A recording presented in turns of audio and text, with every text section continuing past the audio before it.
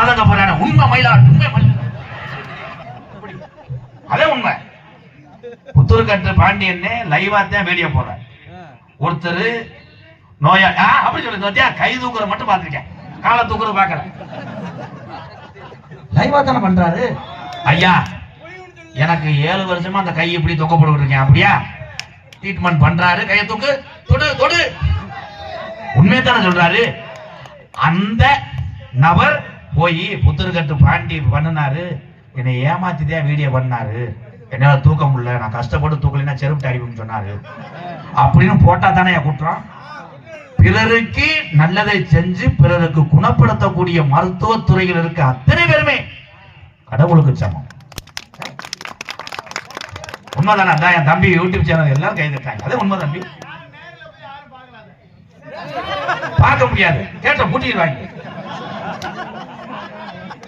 இந்த வருஷம் அவனை கஞ்சி இல்லாம தெரிய போறேன். அப்துல் கலாம் ஐயா பாடல பாடுனேன். அப்துல் கலாம் ஐயா என்ன செஞ்சார்? யாராவது ஆளு சொல்லு. அக்னி ஏவுகணை.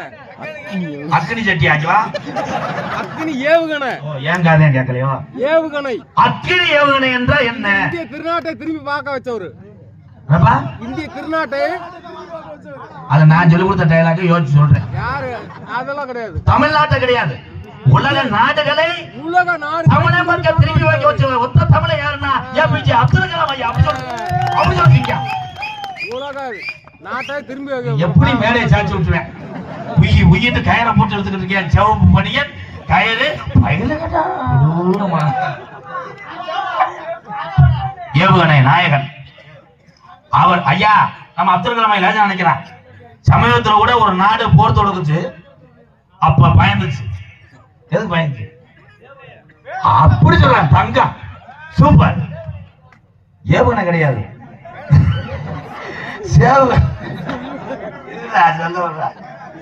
சொல்ல விடுப்பா. நான் எதுக்கு வந்தேன்? என் தம்பியை பின்றாங்களே.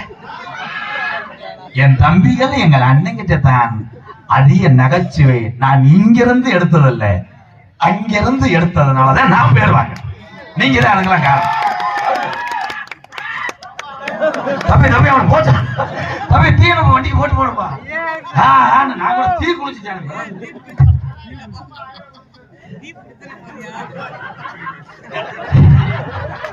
இந்த நாடகமே சிரிச்ச நாடகம் வச்சிருக்கலாம்.